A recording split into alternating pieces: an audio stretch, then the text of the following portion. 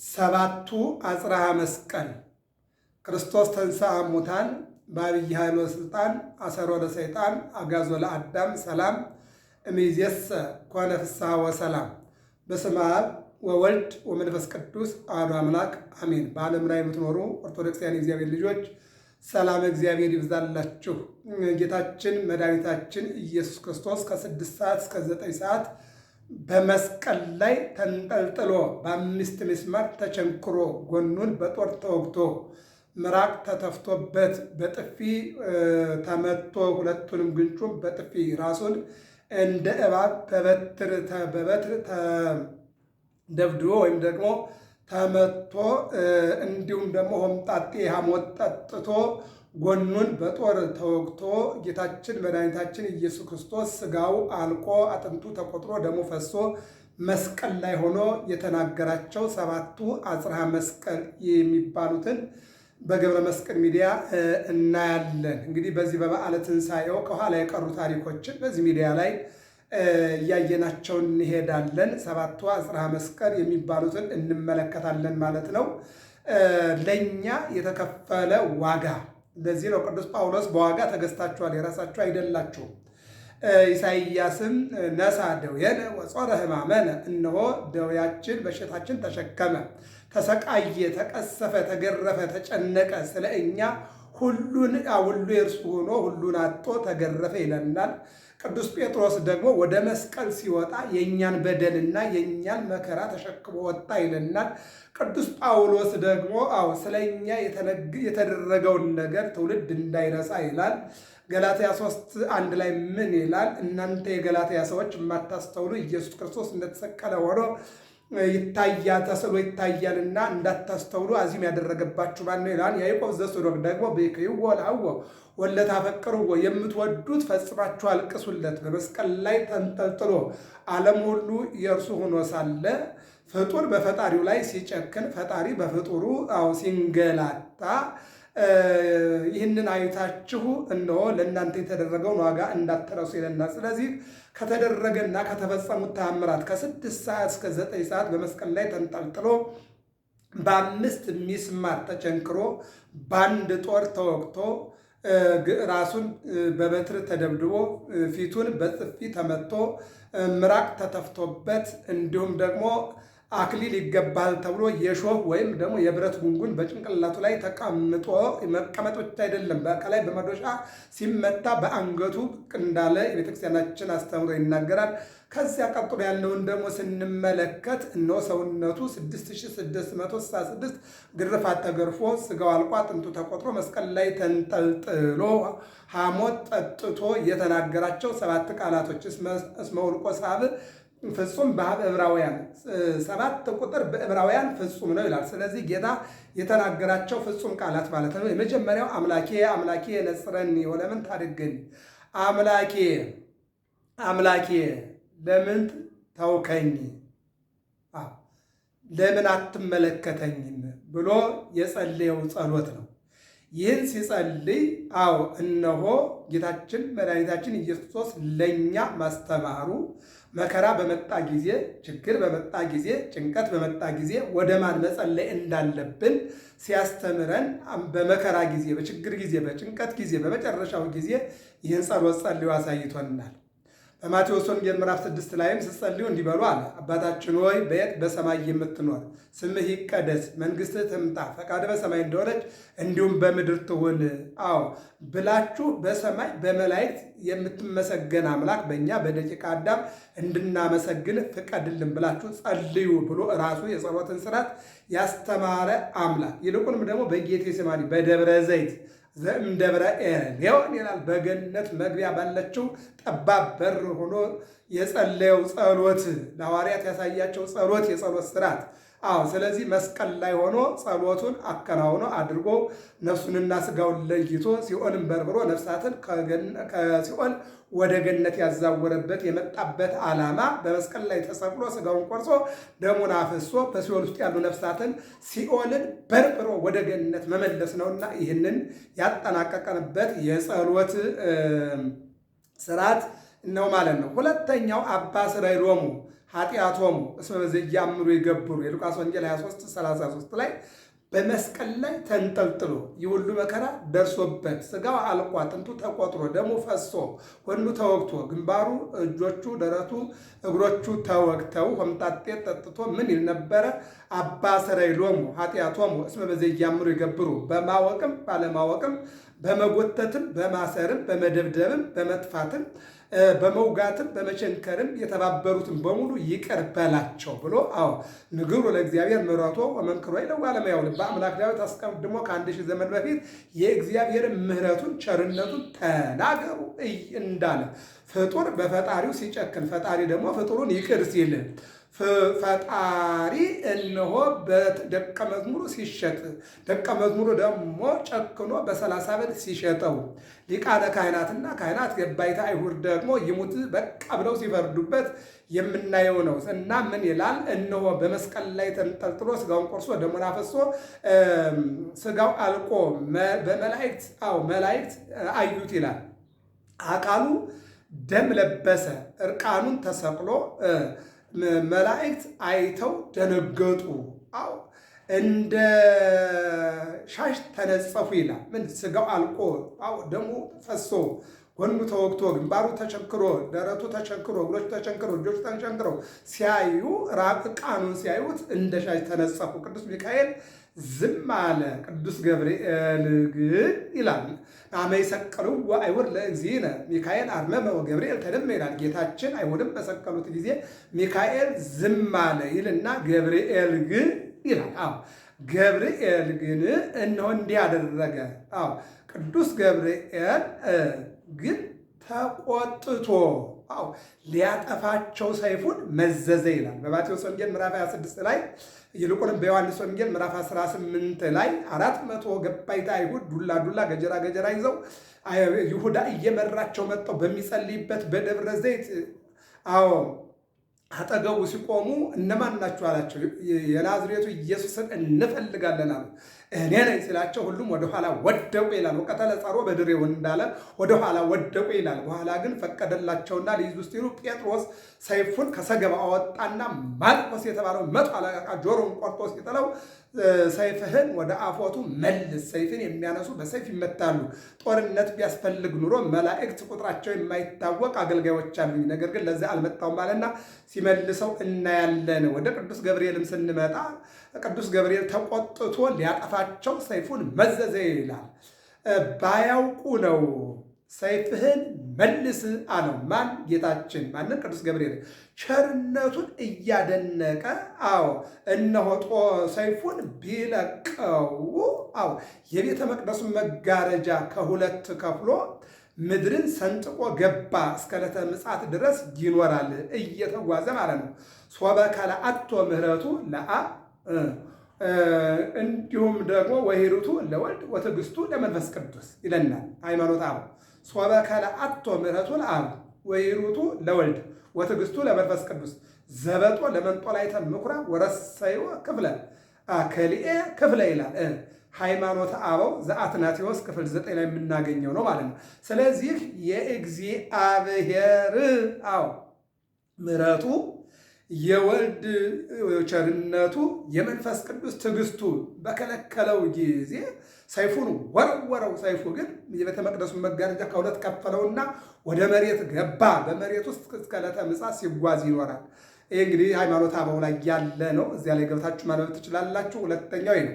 ሶስተኛው በዮሐንስ ወንጌል ምዕራፍ 19 ቁጥር 26 ላይ እንደምናየው ቅዱስ ዮሐንስ ወንጌላዊ ለእመቤታችን ልጅሽ ተሰቀለልሽ፣ ተገረፈልሽ፣ ተደበደበልሽ፣ ስጋው አለቀ፣ አጥንቱ ተቆጠረ፣ መልኩ ጠፋልሽ ሲላት እየዳኸች ያንን ተራራ ወጣች ይላል። ስትወጣ እነሆ እየወደቀች እየተነሳች መጣ። ከእግረ መስቀሉ ስር ሁና ስታለቅስ ገናማ ሐሞት ሲያጠጡኝ በጦር ሲወጉኝ ብታይ በሐዘን ትሞታለች ትሞትብኛለች ብሎ እግዚአብሔር አምላክ በባህሪው በማይመረመር ጥበቡ እንዲህ አለ። ከመስቀል ላይ ሆኖ አንገቱን ዘለስ አደረገና ወደ እናቱ እናቴ ሆይ ልጅሽ እርሱ ነው፣ ወደ ደቀ መዝሙር ወደ ዮሐንስም ዙሮ እነሆ እናትህ እሷ ናት።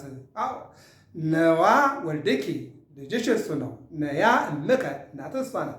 ውእቱ ወረድ ነሣ ወአይተዋ ቤቶ ውእቱ ወረድ ነሣ ወአይተዋ ቤቶ።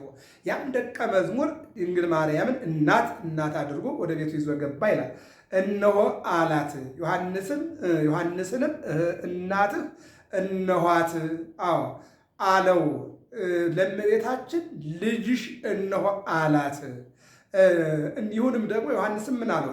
ወንድሜ ሆይ አዎ ልጄ ሆይ ልጅ ሁናት ለእናቴ ብሎ አደራ አቀባበለ። በየት በቀራንዮ በመስቀል ላይ ሆኖ እነሱ መስቀሉ ስር ሆነው እናትን ለልጅ ልጅን ለእናት አቀባበለ ይለናል። ይህም ለጊዜው ነው ለዮሐንስ አዎ መስጠቱ፣ ፍጻሜው ግን ለሁላችን ለዓለም በሙሉ የተሰጠችን እናት ናት ማለት ነው። ስለዚህ ሶስተኛው ነዋ ወልድኪ እናትህ እነኋት ልጅሽ እንደሆነው እና በዮሐንስ ለእኛ ትሰጣናለች። የድንግል ማርያምን እናትነት ጠብቀን እንድንኖር የአምላካችን የእግዚአብሔር መልካም ፈቃዱ ይሆንልን። አራተኛው ኤሎሄ ኤሎሄ ላማ ሰበቅታኒ የማቴዎስ ወንጌል ምዕራፍ 27 ቁጥር 46 ላይ የምናየው ነው። ኤሎሄ ኤሎሄ ላማ ሰበቅታኒ እያለ ሲጸልይ አይሁድ ኤሎሄ ላማ ሰበቅታኒ ሲል ኤሎሄ ሲል ኤልያስ ያለመሰላቸውና ኤልያስ ሲል ሰማነው እንዴ አሉ። እንግዳስ ኤልያስ መጥቶ ሳያወርደው እነሆ እንግደለው ብለው ሐሞት ሆምጣጤ አምጠው ሰጡትና ነፍሱንና ስጋውን እንዲለይ አደረጉት። ኤልያስ አንዳንዶቹ ኤልያስ እየጠራ ነው፣ እስኪ ኤልያስ ያድነውና ያድነው እንደሆነ እንየው፣ ይምጣና ኤልያስ ያድነው፣ ኤልያስ የሚባል ነቢይ ይምጣና ያድነው እያሉ አንዳንዶቹ ይዝታሉ። አንዳንዶቹ ደግሞ ኤልያስ መጥቶ ያተአምረኛ ኤልያስ ዝናም የለጎመ ዝናምን ያወረደ ሙት ያነሳ አደገኛ አክዓብን ኤልዛቤልን ያንቀጠቀጠ ነቢይ ነው። እሱ መጥቶ ሳያወርደው ወይም በእኛ ላይ የሆነ ነገር ሳያደርግ እነሆ ሐሞት እናጠጣው ብለው አጠጡት ነው የሚለን። እሱም ደግሞ ሐሞቱን ጠጣ ይለናል። አዎ ሐሞቱን ጠጣ። ይሄ የጌታችን የመድኃኒታችን የኢየሱስ ክርስቶስ ኤሎሄ ኤሎሄ ብሎ መጸለዩ ለሰይጣን ያላወቀው ወጥመድ ነው። አዎ ምን ይላል? በዚህን ጊዜ አይሁድ ሐሞት የጠጣና ይሞት ብለው ኤሎሄ ኤሎሄ ሲል ላማ ሰበቅታኒ ሲል ኤልያስን ይጠራል እያሉ ሲሉ ሰይጣን ደግሞ ምን አለ? እንግዲያስ ሰው ነው ኤልያስን እየጠራ ነው፣ አጽናኝ የሚያረጋጋው እየፈለገ ነው ብሎ ሰይጣን ጠጋ አለና ሊያጽናናው ሲል ይለናል። በነፋስ አውታር ወጥሮ በእሳት ዛንጅር ሲገርፈው ምን ውእቱ ዝንቱ ሥጋ ለብሶ ዘሙአኒ ሥጋ ለብሶ የሞተ መስሎ ሥጋው አልቆ አጥንቱ ተቆጥሮ ደሙ ፈሶ በሚስማር ተወቅቶ ተቸክሮ በጦር ተወቅቶ ይልቁንም አክሊል በጭንቅላቱ ላይ ደፍቶ ራሱን በበትር ተቀጥቅጦ እንዴት ያሸነፈ ማን ነው ብሎ ይጠይቃል። የሚያናግረው ቢያጣ ወቶኬ ሰማያዊ ወቶ የማ ሰማያዊ አምላክ ነው ብሎ ሰይጣን ራሱን በራሱ አረጋጋ ይለናል። አምስተኛው ዮም ትሄሉ ምስሌ የሉቃስ ወንጌል 23:43 ላይ የምናገኘው ሰቀሉ ምስሌሁ አሐደ እምኔሁ ወአሐደ እምኔሁ ማእከሎሙ ኢየሱስ። እነሆ ጌታችን በመስቀል ላይ ሲሰቀል በቀኝና በግራ ሁለት ወንበዴዎች ሰቀሉ ይለናል። በቀኝ የተሰቀለው ጥጦስ የሚገርመው ነገር ሰባቱ ተአምራትን አይቶ ምንድነው? ፀሐይ ሲጨልም፣ ጨረቃ ደም ሲመስል፣ ከዋክብት ሲረግፉ፣ መቃብር ሲከፈት፣ ሙታን ሲነሱ፣ አይባን ሲፈተቱ፣ የቤተ መቅደስ መጋረጃ ሲቀደድ አየና ምን አለ? ተዘከረኒ እግዚኦ በውስተ መንግሥትከ ተዘከረኒ አመዳግም ምጽአትከ እያለ ሲማጸነው ሁለተኛው ዳክርስ እንዲህ አለ። ለእርሱ ጻዕረ ሞት ይዞት ይጨነቃል፣ ይልቁንም ጻዕረ ሞት ያስጨንቀዋል። ራሱን አድነን ትለዋለህ እንዴ አለው። ማን ነው? ዳክርስ ጥጦስ ማለት ነው። ለዳክርስን ማለት ነው። የማናይ ጸጋማይ ነው የሚለው። የማናይን ጸጋማይ ምን አለው? ያ በግራ የተሰቀለው በቀኝ የተሰቀለው ለራሱ ያልሆነ ለማን ይሆናልና ነው እንዴት አስበኝ ትለዋለህ ብሎ ይናገራል። በዚህን ጊዜ እርሱም እኛ መስቀል የተሰቀልነው ወይም መስቀል ላይ የወጣ ነው ወይም እኛ ብንሰቀል በኃጢአታችን ነው፣ እርሱ ግን ለቤዛ ዓለም ብሎ ሊሰቀል ቢመጣ ወይም ደግሞ ቢሰቀል አምላክህን አትፈራውም እንዴ ብሎ ገሰጸው ይላል። እኛ ካጠፋነው ቋንጃ በጥሰናል፣ አንገት ቀልለናል፣ ንብረት ዘርፈናል፣ ትዳር ፈተናል። ከዚህ የተነሳ ብንሰቀል ወይም ቢፈረድብን ትንሹ ነው ይገባናል አለ። እርሱ ግን ለኔ ዘዓለም ነው የመጣውና እኔ ስላለሁኝ ተዘከረን ዓመተ መጽእ በመንግሥትከ ተዘከረን በምጽአትከ አለና ጸለየ። ጌታም ራሱን ምንድን ነው ያለው? ወደ ጥጦስ ዘወር ብሎ ጌታም ራሱን ወደ ጥጦስ ዘወር አድርጎ ወይም ዘንበል አድርጎ ወደ ግብፅ ስንወርድ የነገርኩህ ሁሉ ተፈጽሟል። አንገቱን ዘንበል አደረገና ወደ ጥጦስ ምን አለው? እነሆ ወደ ግብፅ ስንወርድ የነገርኩህ ሁሉ ተፈጽሟል። ከሞት በቀር የቀረ ሞት ብቻ ነው። ሁሉም ተፈጽሟል፣ የቀረ የለምና ሂድ ገነት ግባ ብሎ በደሙ አትሞ ላከው ይላል። ደሙን ጠብ አደረገና በዚህ አትሞ ሂድ አለው፣ ላከው ይላል። ወአገሃሶ ለሱራፊ ዘየዐቅብፍና ዕፀ ሕይወት ወአእተተ እምኔሁ ኩናተ እሳት ይላል። ጠባቂ ሱራፊ ፈርቶ እየሸሸ አንተ ማን ወዴት ትሄዳለህ አለው ይለና፣ ወዴት ትሄዳለህ ሲለው አንተም መቻየህ አምላክ ተሰቅሎ ሰባቱን ታምራት ቆጠረለት። ስጋው ተቆርሶ ደሙ ፈሶ በቀራንዮ ተንጠልጥሎ አላየህም አለው። ምን ምልክት አለህ ቢለው ደመ መለኮቱን አሳየው። ቢያሳየው ዝቅ አለለት። እሱ ሄደና ገባ። ይህ ጥጦስ በግብፅ በረሃ ላይ ታቅፎ አምላኩን ተሸክሞ ያሳለፈ ወጣት ነው። በግራ ይሄኛው የዲያብሎስ ፋንታ ነው፣ በግራ ይሰቀላል። አንተ በቀኝ ትሰቀላለህ ብሎ ቃል የገባለት ነው።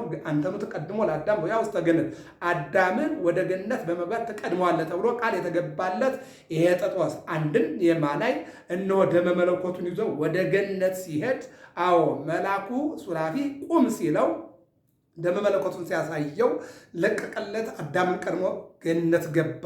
ሊቁ ምን ይላል?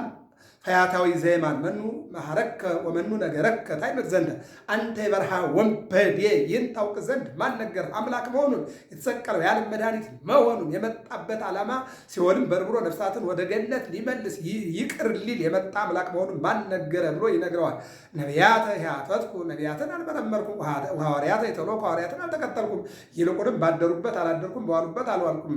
አላ ፀሐይ ቀጸበተኒ ፀሐይ ጠቀሰችኝ፣ ኃይለ መስቀሉ መድኃኒት ተኮነኒ የመስቀሉ ኃይል መድኃኒት ሆነ። ክብርና ምስጋና ለመድኃኒዓለም ይሁን። ስድስተኛው ደግሞ እነሆ አባ መሐፀን ነፍሴ ውስተ እዴከ የሉቃስ ወንጌል 23:46 ላይ አባ መሐፀን ነፍሴን አሳልፌ እሰጣለሁ። ይሄ ለእኛ የተባለ ጸሎት ነው። ነፍሴን አሳልፌ እሰጣለሁ። ይሄ መጨረሻው። ሰባተኛው ወይቤ ተፈጸመ ኩሉ ዮሐንስ ወንጌል ምዕራፍ 19:30 ላይ በነቢያት የተነገረው በመጽሐፍ የተጻፈው ሁሉ ደረሰ። አበይተ ነቢያት ደቂቀ ነቢያት የተናገሩት ሱባኤ የገቡት ድንግል ትወልዳለች፣ አምላክ ከድንግል ይወለዳል፣ በቀራንዮ ተሰቅሎ ዓለሙን ያድናል። ይልቁንም በዘፍጥረት ምዕራፍ 3 ቁጥር 9 ላይ ከሰማይ ሰማያት ወርጄ ከድንግል ተወልጄ በመስቀል ላይ ተንጠልጥዬ ሙቼ አድንሃለሁ እያለው ተፈጸመ። በመጽሐፍ የተጻፈው በነቢያት የተነገረው ተፈጸመ። እኒህን ተናግሮ ራሱን ወደ ቀኝ ዘንበል አድርጎ ቅድስት ነፍሱን በስልጣኑ ለየ። ወአውረድዎ እንዲህ በመስቀል ዮሴፍና ኒቆዲሞስ አውርደው በጎልጎታ በአዲስ መቃብር ቀበሩት። በሦስተኛው ቀን በአብይ ኃይል ወሥልጣን በራሱ ኃይልና ስልጣን ተነሳ። የትንሣኤያችን በኩር ሆነ።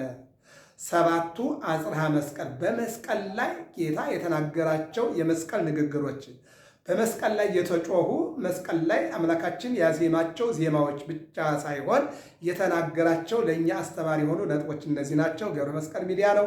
ሰብስክራይብ፣ ላይክ፣ ሸር አድርጉ፣ ፎሎ አድርጉ። ሁላችን እንማማር። ሰላም እግዚአብሔር ከሁላችን ጋር ይሁን።